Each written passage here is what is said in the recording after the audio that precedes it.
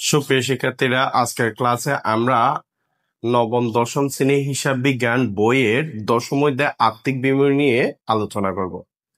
প্রিয় শিক্ষার্থীরা, নবম দশম শ্রেণীর জন্য আর্থিক বিবরণী অধ্যায় থেকে 20 নাম্বার থাকে। তাহলে 20 নাম্বার পেতে গেলে আমাদের অবশ্যই আর্থিক বিবরণী অধ্যায়টি করতে হবে।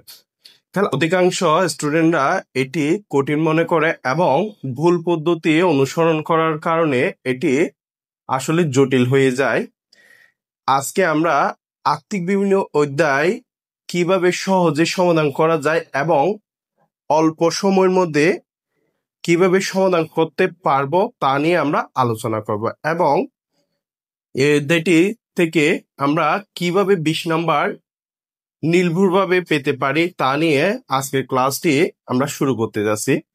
আজকের ক্লাসে আমরা বেসিক কিছু নিয়ে আলোচনা করব। প্রিয় শিক্ষার্থীরা, আমার পদ্ধতিটি তোমরা যদি অনুসরণ করো অবশ্যই আমি শতভাগ গ্যারান্টি দিতে পারি তুমি পরীক্ষায় অবশ্যই 20 নাম্বার পাবে। তাহলে আর্থিক বিবরণী থেকে 20 নাম্বার সহজে পাওয়ার জন্য আমার পদ্ধতিটি অবশ্যই অনুসরণ করতে হবে। তাহলে আজকের ক্লাসটি আমরা শুরু করি। তাহলে আমরা জানি আর্থিক বিবরণীর প্রশ্ন প্যাটার্নটা হচ্ছে একটি রেমিল থাকবে, নিচে কিছু সমন্বয় থাকবে। তাহলে রেমিলের এন্ট্রিগুলো আর্থিক বিবরণীতে একবার বসে। তাহলে আমরা জানবো রেমিল এন্ট্রিগুলো আর্থিক বিবরণী কয়বার বসে? একবার বসে। তাহলে ব্যতিক্রম একটা নিয়ম আছে, রেমিলে এন্ট্রির মধ্যে যদি শতকরা চিহ্ন এবং ব্র্যাকেটের মধ্যে মাস বা বছর বলা থাকলে তাহলে ধরে নিতে হবে এগুলো রেমিলের সমন্বয়। তাহলে রেমিলের মধ্যে কিছু এন্ট্রির পাশে শতকরা চিহ্ন থাকবে অথবা ব্র্যাকেটের মধ্যে ফার্স্ট ব্র্যাকেটের মধ্যে মাস বা বছর বলা থাকবে, তাহলে আমরা ধরে নেব এগুলো রেমিলের সমন্বয়। তাহলে সমন্বয় এন্ট্রিগুলো আর্থিক বিবরণীতে 2বার বসে। তাহলে আমরা জানি রেমিলের এন্ট্রিগুলো একবার বসে। রেমিলের ভেতরে এমন কিছু চিহ্ন দেওয়া থাকবে যে চিহ্নগুলো আমরা দেখলে বুঝবো এগুলো রেমিলের সমন্বয়। তাহলে সমন্বয় এন্ট্রিগুলো 2বার বসে। তাহলে আন্তর্জাতিক হিসাব মান 01 অনুযায়ী অথবা সংক্ষেপে IAS 01 অনুযায়ী নিম্নরূপ 5 প্রকারে আর্থিক বিবরণী প্রস্তুত করা হয়। তাহলে IAS 01 অনুযায়ী আর্থিক বিবরণীকে 5টি ভাগে ভাগ করছে। তাহলে 5টি ভাগগুলো হচ্ছে বিশদ আয় বিবরণী, মালিকানা সত্ত্ব বিবরণী পরিবর্তন এবং আর্থিক অবস্থার বিবরণী। 4 হচ্ছে নগদ প্রবাহর বিবরণী। 5 হচ্ছে আর্থিক অবস্থার বিবরণীতে ব্যবহৃত প্রয়োজনীয় নোটু গুরুত্বপূর্ণ হিসাবের নীতিমালা। তাহলে আমাদের নবম ও দশম শ্রেণীর জন্য প্রথম 3 ধাপ প্রস্তুত করতে হয়। তাহলে আমরা প্রথম 3 ধাপ বিশদ আয় বিবরণী, মালিকানা সত্ত্ব বিবরণী, আর্থিক অবস্থার বিবরণী প্রস্তুত করতে হবে। তাহলে আমরা আজকে বিশদ আয় বিবরণী প্রস্তুত কিভাবে করব তা নিয়ে আমরা আলোচনা করব। এরপর মালিকানা সত্ত্ব বিবরণী, এরপর হচ্ছে আর্থিক অবস্থার বিবরণী। তাহলে আমরা বিশদ আয় বিবরণী, বিশদ আয় বিবরণী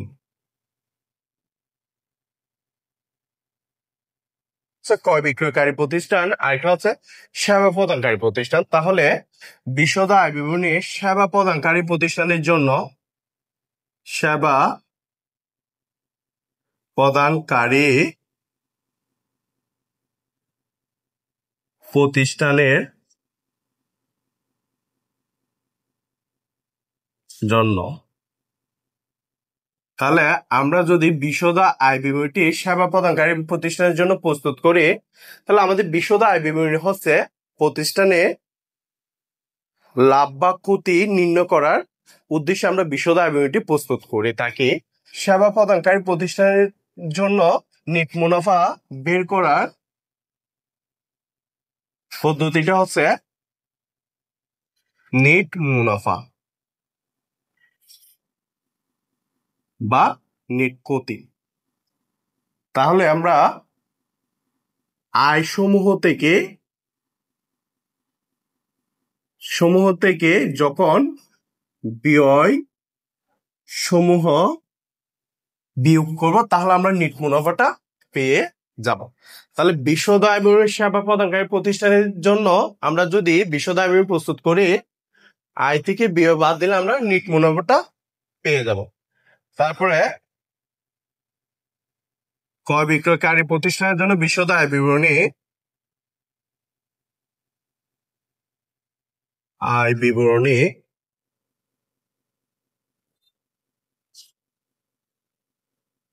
ক্রয় বিক্রয়কারী প্রতিষ্ঠানের জন্য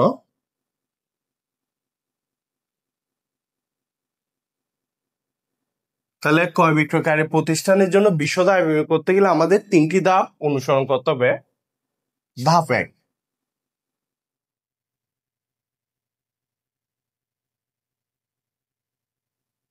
তাহলে ধাপ 1 হচ্ছে আমাদের মোট মুনাফাটা বের করতে হবে।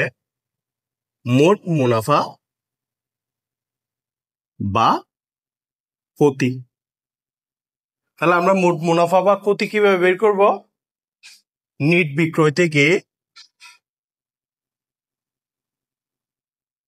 থেকে বিক্রিত পণ্যের ব্যয়টা বাদ দেব।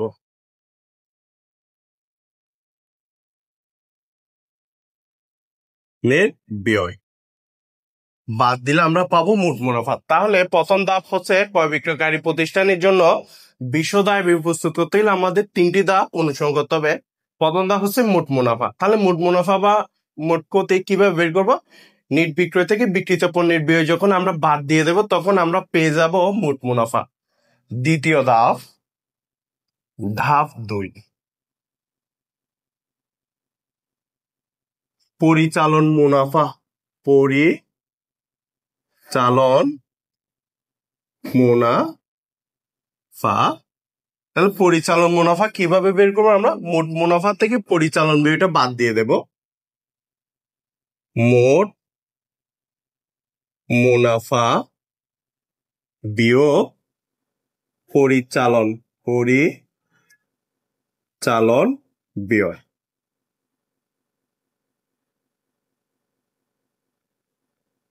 তাহলে আমরা পরিচালন মুনাফা কিভাবে পাবো? মোট মুনাফা থেকে পরিচালন ব্যয় যখন বাদ দেব, তখন আমরা পরিচালন মুনাফাটি পেয়ে যাব। বিক্রিত পণ্যের ব্যয় এবং পরিচালন ব্যয়ের মধ্যে আন্ডারলাইন ব্যবহার করলাম। এগুলো আমাদের আর্থিক বিবরণী যখন প্রস্তুত করতে যাব, বিশদ আয় বিবরণীতে হেডলাইন হিসেবে ব্যবহার হবে। এই জন্য আমি বিশদ আয় বিবরণীর মধ্যে ক্রয় বিক্রয়কারী প্রতিষ্ঠানের জন্য কয়টি হেডলাইন হচ্ছে সেগুলো ব্যবহার করতেছি। তোমরাও অবশ্যই এগুলো নোট করার সময় আন্ডারলাইন করে রাখিও, তাহলে বুঝতে সহজ হবে। তাহলে ধাপ 3,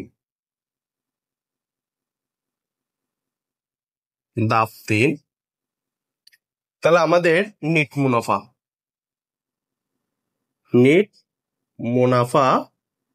বা ক্ষতি। তাহলে পরিচালন মুনাফা থেকে পরিচালন মুনাফা বিয়োগ অন্যান্য ব্যয় যোগ অন্যান্য আয়। তাহলে আমরা নিট মুনাফাটা বের করব পরিচালন মুনাফা থেকে। আমরা দ্বিতীয় ধাপে পরিচালন মুনাফা পাবো। এই পরিচালন মুনাফা থেকে অন্যান্য আয়টা বাদ দিয়ে অন্যান্য ব্যয়টা বাদ দিয়ে অন্যান্য আয়টা যোগ করলে আমরা পেয়ে যাব নিট মুনাফা বা নিট ক্ষতি। তাহলে প্রিয় শিক্ষার্থীরা, আমরা ক্রয় বিক্রয়কারী প্রতিষ্ঠানের জন্য বিশদ আয় ব্যয় প্রস্তুতির জন্য আমাদের 3টি ধাপ অনুসরণ করতে হবে। প্রথম ধাপ হচ্ছে মোট মুনাফা, দ্বিতীয় ধাপ হচ্ছে পরিচালন মুনাফা, তৃতীয় ধাপ হচ্ছে নিট মুনাফা। তাহলে প্রিয় শিক্ষার্থীরা, আমরা বিশদ আয় বিবরণী প্রস্তুত করার সময় 2টি প্রতিষ্ঠান লক্ষ্য করতে হবে। একটি হচ্ছে সেবা প্রদানকারী প্রতিষ্ঠান, একটি হচ্ছে ক্রয় বিক্রয়কারী প্রতিষ্ঠান। যদি আমাদের রেমিলে যদি ক্রয় বিক্রয় বলে কোনো এন্ট্রি না থাকে, তাহলে আমরা ধরে নেব এটা সেবা প্রদানকারী প্রতিষ্ঠান। আর যদি রেমিলের মধ্যে আমাদের যদি ক্রয় বিক্রয় এন্ট্রি থাকে, তাহলে ধরে নেব এটি ক্রয় বিক্রয়কারী প্রতিষ্ঠান। তাহলে সেবার মাধ্যমে যে প্রতিষ্ঠান আয় করে, তাহলে সেটি হচ্ছে সেবা প্রদানকারী প্রতিষ্ঠান। আর যে প্রতিষ্ঠান ক্রয় বিক্রয়, পণ্য ক্রয় বিক্রয়ের মাধ্যমে প্রতিষ্ঠানে আয় করে, তাহলে সেটা হচ্ছে বিক্রয়ের মাধ্যমে আয় করে, সেটা হচ্ছে যে ক্রয় বিক্রয়কারী প্রতিষ্ঠান। তাহলে সেবা প্রদানকারী প্রতিষ্ঠানের জন্য বিশদ আয় ব্যয় প্রস্তুত একেবারে সহজ। আয় থেকে ব্যয় বাদ দিলে আমরা নিট মুনাফাটা পেয়ে যাব। বিশদ আয় ব্যয় করার উদ্দেশ্য হচ্ছে আমাদের প্রতিষ্ঠানের লাভ ক্ষতি নির্ণয় করা। তাহলে ক্রয় বিক্রয়কারী প্রতিষ্ঠানের জন্য বিশদ আয় ব্যয় প্রস্তুত করা 3টি ধাপ অনুসরণ করতে হবে। একটি হচ্ছে মোট মুনাফা। তাহলে মোট মুনাফা কিভাবে বের করবো? নিট বিক্রয় থেকে বিক্রিত পণ্যের ব্যয়টা বাদ দিলে আমরা মোট মুনাফাটা পাবো। ধাপ 2, পরিচালন মুনাফা বের করতে হবে। মোট মুনাফা থেকে পরিচালন ব্যয় বাদ দিলে আমরা পরিচালন মুনাফাটা পাবো। 3, নিট মুনাফা। পরিচালন মুনাফা থেকে অন্যান্য ব্যয়টা বাদ দেবো, অন্যান্য আয়টা যোগ করলে আমরা কি পাবো? নিট মুনাফাটা পেয়ে যাব। শিক্ষার্থীরা, আমরা বিশদ আয় বিবরণী কিভাবে প্রস্তুত করতে হবে এবং কোন প্রতিষ্ঠানের জন্য বিশদ আয় বিবরণী কিভাবে প্রস্তুত করতে হবে তা নিয়ে আলোচনা করব। এখন আমরা আলোচনা করব মালিকানা সত্ত্ব বিবরণী নিয়ে। তাহলে প্রিয় শিক্ষার্থীরা, আমরা মালিকানা সত্ত্ব বিবরণী কিভাবে প্রস্তুত করব তা নিয়ে আলোচনা করতেছি, একটু মনোযোগ দিয়ে শুনো। মালিকানা সত্ত্ব বিবরণী। তাহলে মালিকানা সত্ত্বে মূলধন মূলধন থেকে আমরা উত্তোলনটা বাদ দেব।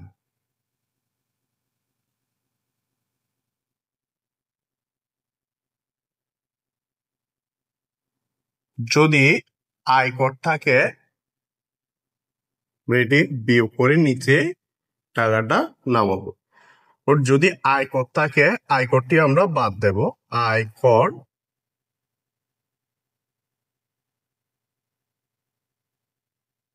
আয়কর বাদ দিয়ে যে টাকাটা পাবো, যদি মালিক পণ্য উত্তোলন করে, পণ্য উত্তোলন, তাহলে সেটি আমরা বাদ দিয়ে দেব।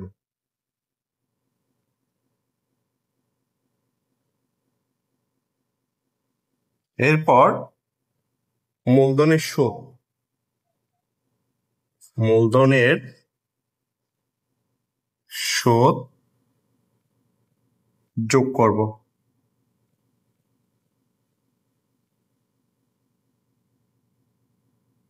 বিয়োগ উত্তোলনের সুদ।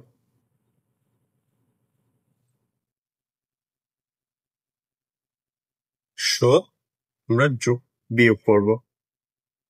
মূলধনের সুদটা মূলধনের সাথে যোগ হবে এবং উত্তোলনের সুদটা বাদ যাবে।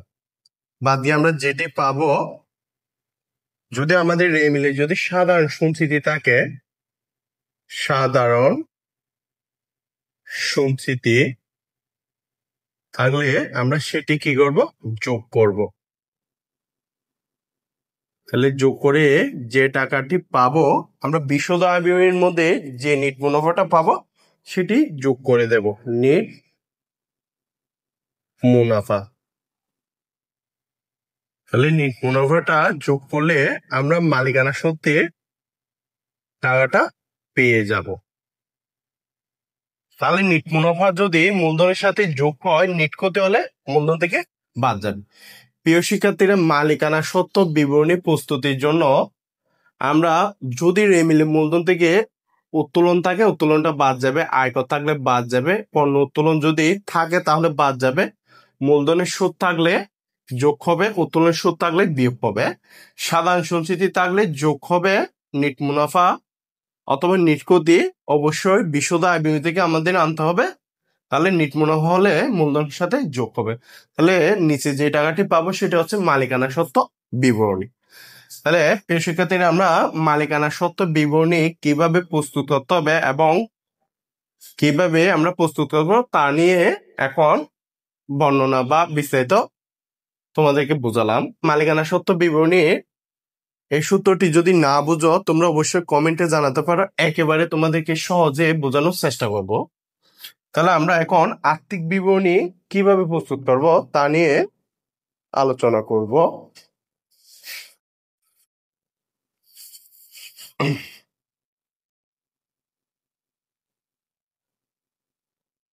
তাহলে আর্থিক বিবরণী, আর্থিক অবস্থার বিবরণী। তাহলে আর্থিক বিবরণী সম্পদ সমান দায় প্লাস মালিকানা সত্ত্ব। তাহলে সম্পদ,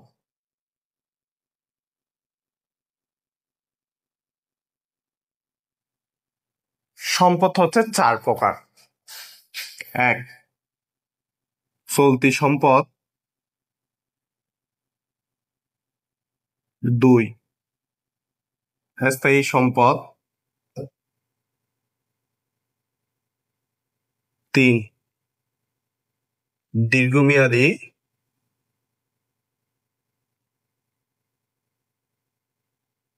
বিনিয়োগ, 4 মৌলিক সম্পদ।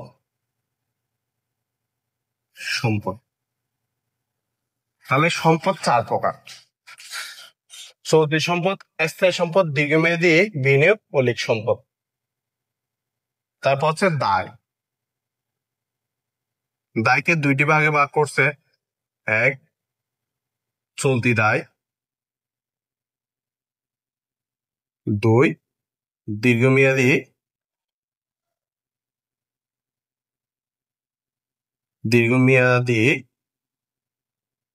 দায়। তাহলে দীর্ঘমেয়াদী দায়। তাহলে আমরা সম্পদের সাথে দায় প্লাস মালিকানা সত্ত্ব যখন যোগ করব, যোগফল সম্পদ এবং দায়, তাহলে সম্পদ সমান দায় প্লাস মালিকানা সত্ত্ব। তাহলে সম্পদের টাকার পরিমাপ এবং দায় প্লাস মালিকানা সত্ত্বের টাকার পরিমাপ যদি মিলে যায়, তাহলে আমাদের আর্থিক অবস্থার বিবরণীটি সঠিক হয়েছে ধরে নেওয়া হয়। তাহলে সম্পদ এবং দায় অবশ্যই মিলতে হবে। আজকে আমরা যে বিষয়গুলো নিয়ে আলোচনা করলাম, এগুলো আরেকবার তোমাদেরকে বুঝিয়ে দিই। তাহলে আমাদের রেমি আর্থিক বিবরণী প্রশ্ন প্যাটার্নটি হচ্ছে একটি রেমিল থাকবে আর নিচে কিছু সমন্বয় থাকবে। তাহলে রেমিল এন্ট্রিগুলো একবার বসে। কিছু ব্যতিক্রম, রেমিলে কিছু চিহ্ন থাকার কারণে রেমিলের কিছু এন্ট্রিকে আমরা সমন্বয় এন্ট্রি হিসেবে ধরে নেব। তাহলে সমন্বয় এন্ট্রিগুলো আর্থিক বিবরণীতে 2বার বসে। আন্তর্জাতিক হিসাব মান 0-1 অনুযায়ী আর্থিক বিবরণীকে 5 ভাগে ভাগ করছে। বিশদ আয় বিবরণী, মালিকানা সত্ত্ব বিবরণী, আর্থিক বিবরণী। তাহলে আমাদের নবম ও দশম শ্রেণীর জন্য প্রথম 3 ধাপ প্রস্তুত করতে হয়। বিশদ আয় বিবরণী, মালিকানা সত্ত্ব বিবরণী, আর্থিক বিবরণী প্রস্তুত করতে হয়। তাহলে বিশদ আয় বিবরণী আসলে প্রস্তুত করতে হয় আমাদের প্রতিষ্ঠানে নেট লাভ বা নেট ক্ষতি বের করার জন্য। তাহলে প্রতিষ্ঠানের বিশদ আয় বিবরণী প্রস্তুত প্রণালী হচ্ছে 2টি প্রতিষ্ঠানের জন্য 2 রকম। একটা হচ্ছে সেবা প্রদানকারী প্রতিষ্ঠানের জন্য, আর একটা হচ্ছে ক্রয় বিক্রয়কারী প্রতিষ্ঠানের জন্য। ক্রয় বিক্রয়কারী প্রতিষ্ঠানের জন্য বিশদ আয় বিবরণী প্রস্তুত প্রণালী 3টি ধাপ অনুসরণ করতে হয়। প্রথম ধাপ হচ্ছে মোট মুনাফা, দ্বিতীয় ধাপ হচ্ছে পরিচালন মুনাফা, তৃতীয় ধাপ হচ্ছে নিট মুনাফা। আর সেবা প্রদানকারী প্রতিষ্ঠানের জন্য আয় থেকে ব্যয় বাদ দিলে আমরা নিট মুনাফাটি পেয়ে যাব। আর দ্বিতীয় হচ্ছে মালিকানা সত্ত্ব বিবরণী। তাহলে মালিকানা সত্ত্ব বিবরণী, তাহলে মূলধনের সাথে উত্তোলন বাদ যাবে, আয়কর বাদ যাবে, মূলধনের সুদ যোগ হবে, পণ্য উত্তোলন থাকলে বাদ যাবে, এবং সাধারণ সুদ থাকলে যোগ হবে। পরবর্তীতে আমরা নিট মুনাফাটা যোগ করব। এর পরবর্তী হচ্ছে আর্থিক বিবরণী। আর্থিক বিবরণী প্রস্তুতির জন্য সম্পদ সমান দায় প্লাস মালিকানা সত্ত্ব আমাদের লাগবে। তাহলে সম্পদকে আমরা 4টি ভাগে ভাগ করছে: চলতি সম্পদ, স্থায়ী সম্পদ, দীর্ঘমেয়াদী বিনিয়োগ, মৌলিক সম্পদ। আর দ্বিতীয়টি হচ্ছে দায়। দায় হচ্ছে চলতি দায়, দীর্ঘমেয়াদী দায়। দায়কে 2টি ভাগে ভাগ করছে: চলতি দায়, দীর্ঘমেয়াদী দায়। মালিকানা সত্ত্ব আমরা যদি ওখান থেকে টাকাটা পাই, তাহলে দায়ের সাথে মালিকানা সত্ত্বের টাকাটা যোগ করলে সম্পদের সাথে মিলে গেলে আমাদের অঙ্কটি হয়ে গেছে। তাহলে প্রিয় শিক্ষার্থীরা, আমরা এখন কিছু সমন্বয় দিচ্ছি, সেগুলো একটু দেখো। তাহলে এক হচ্ছে সমাপনী মজুত পণ্য, সমাপনী মজুত পণ্য। তাহলে এই সমন্বয়টি আমরা পাই অঙ্কের মধ্যে অবশ্যই সমন্বয় হিসাবে পেয়ে পাবো। এটিকে আমরা কিভাবে, আমরা তো জানি সমন্বয় এনটি আর্থিক বিবৃতিতে দুইবার বসে, তাহলে সমাপনী মজুত পণ্য যদি সমন্বয় থাকে তাহলে আমরা এটা কোথায় কোথায় বসাবো? তাহলে একবার বসবে বিক্রিত পণ্যের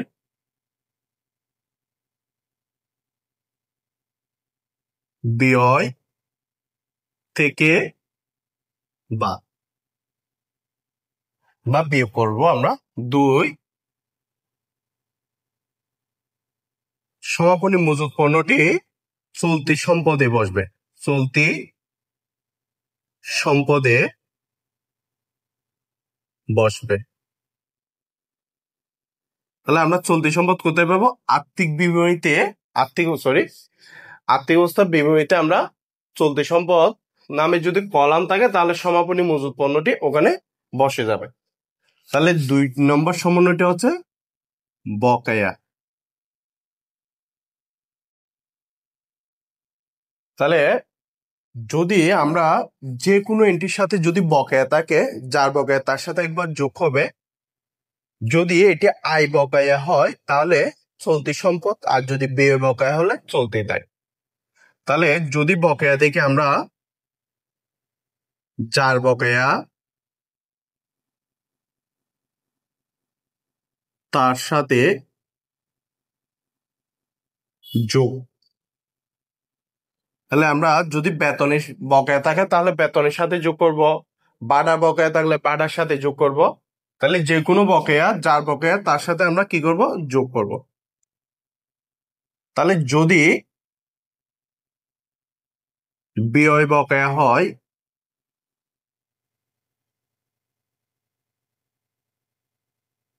তাহলে ব্যয়ের টাকা যদি বকেয়া থাকে তাহলে চলতি দায়, চলতি দায়।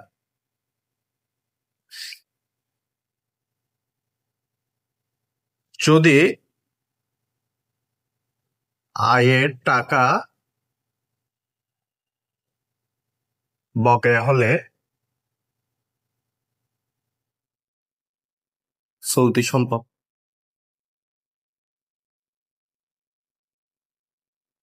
তাহলে ব্যয়ের টাকা যদি আমরা যদি বকেয়া সমন্বয়টা থাকে, যার বকেয়া তার সাথে একবার যোগ দেব। দুই হচ্ছে যদি এটি যদি বকেয়াটি যদি ব্যয় বকেয়া হয় তাহলে চলতি দায়িত্বে বসবে একবার। তাহলে যদি এটি আয় বকেয়া হয় তাহলে চলতি সম্পদে বসবে। তাহলে 3 নম্বর সমন্বয়টা হচ্ছে অগ্রিম।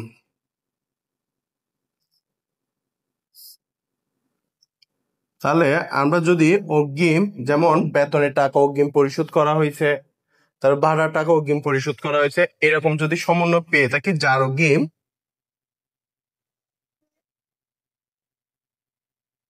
তার থেকে বাদ, যার অগ্রিম তার থেকে কি দেব? বিয়োগ দেব বা বাদ দেব। তারপরে যদি ব্যয় টাকা অগ্রিম হলে চলতি সম্পদ।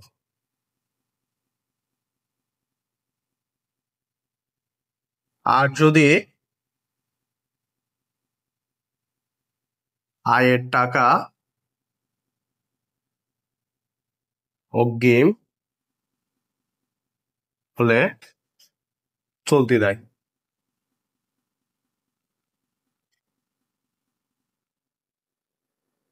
তাহলে প্রিয় শিক্ষার্থীরা, আমরা যদি অগ্রিম দেখি, যার অগ্রিম তার থেকে বাদ যাবে অথবা বিয়োগ করবো আমরা। তাহলে 2 নম্বর হচ্ছে অগ্রিমটা কিসের অগ্রিম? আয়ের না ব্যয়ের অগ্রিম? যদি ব্যয়ের অগ্রিম থাকে, ব্যয়ের টাকা যদি আমরা অগ্রিম দিয়ে দিই তাহলে চলতি সম্পদে রূপান্তর হবে, আর্থিক অবস্থা বিভিন্ন চলতি সম্পদে বসবে। আর যদি অগ্রিম টাকাটা যদি আয়ের হয় তাহলে ব্যয়ের অগ্রিম হলে চলতি সম্পদে বসবে, আর যদি আয়ের অগ্রিম হয় চলতি দায়িত্বে বসাবো। তাহলে আমরা 3টি সমন্বয় দিলাম। একটা হচ্ছে সমাপনী মজুত পণ্য, 2 হচ্ছে বকেয়া। তাহলে বকেয়ার মধ্যে অনেক রকম বকেয়া হয়, আয় ব্যয় বকেয়া হয়, অগ্রিম, আয় এবং ব্যয়ের অগ্রিম। তাহলে আমরা ব্যয় এবং বকেয়া এবং অগ্রিম নিয়ে অনেক যত সমন্বয় আছে সবগুলো আমরা এই পদ্ধতি অনুসরণ করব। তাহলে আমাদের 4 নম্বর সমন্বয়টি হচ্ছে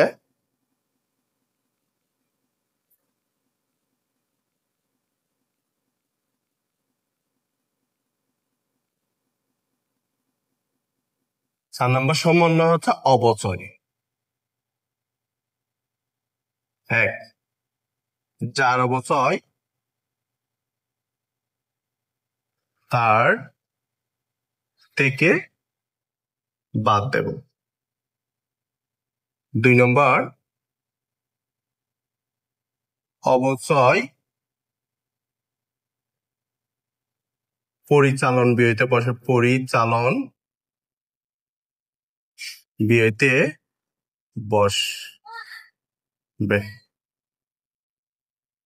তাহলে প্রিয় শিক্ষার্থীরা, আমরা যদি অবচয় দেখি, এটি হচ্ছে যন্ত্রপাতির অবচয় হোক, আসবাবপত্র অবচয় হোক, অফিস সরঞ্জামের অবচয় হোক, যদি আমাদের অবচয় সমন্বয়টি থাকে তাহলে যার অবচয় বলবে, তাহলে যন্ত্রপাতির অবচয় বলে যন্ত্রপাতি থেকে অবচয় বলে আমরা বাদ দিয়ে দেব। তাহলে সম্পদ থেকে যদি মূল্য হ্রাস পায় তাহলে এটি আমাদের জন্য ব্যয় বা ক্ষতি। তাহলে অবচয় যে টাকাটা পাবো পরিচালন ব্যয়তে বসিয়ে দেব। তাহলে এটি আসবাবপত্র অবচয় হলে আসবাবপত্র অবচয় বলে বসাই দেব পরিচালন ব্যয়তে। যদি এটি যন্ত্রপাতির অবচয় হয় এটি যন্ত্রপাতির অবচয় বলে বসিয়ে দেব। তাহলে প্রিয় শিক্ষার্থীরা, আমি 4টি সমন্বয় তোমাদেরকে দিলাম। অবশ্যই সমন্বয়গুলো তোমাদের থেকে শিখতে হবে। কিভাবে সমন্বয়গুলো আমি অঙ্কের মধ্যে বসাবো সেগুলো তোমাদেরকে ধাপে ধাপে বোঝানোর চেষ্টা করবো। তাহলে আমরা 4টি সমন্বয়, একটা হচ্ছে সমাপনী মজুত পণ্য, 2টি হচ্ছে বকেয়া, 3 নম্বর হচ্ছে অগ্রিম, 4 নম্বর হচ্ছে অবচয়। তাহলে আমরা এই সমন্বয়গুলো অবশ্যই শিখব এবং যে নিয়মগুলো তোমাদেরকে দেওয়া হলো সেই নিয়মগুলো যদি একবার নিজেরা খাতার মধ্যে নোট করে একবার চেষ্টা করো এবং বইয়ের 143 পৃষ্ঠা পেজ এবং 142 পৃষ্ঠা পেজটি যদি তোমরা ভালো করে একবার রিডিং পড়ো, অবতে ক্লাসগুলো বুঝতে তোমাদের সহজ হবে। তাহলে প্রিয় শিক্ষার্থীরা, আজকের ক্লাসটি আমাদের আর্থিক বিবরণী অধ্যায় একেবারে বেসিক পর্ব। তাহলে এই পর্বটি সম্পূর্ণ অবশ্যই দেখতে হবে। সম্পূর্ণ দেখলে তোমাদের জন্য আর্থিক বিবরণী অধ্যায়টি খুবই সহজ হয়ে যাবে। প্রিয় শিক্ষার্থীরা, পরবর্তী ক্লাসটি পাওয়ার জন্য অবশ্যই আমার চ্যানেলটি সাবস্ক্রাইব করে রাখি।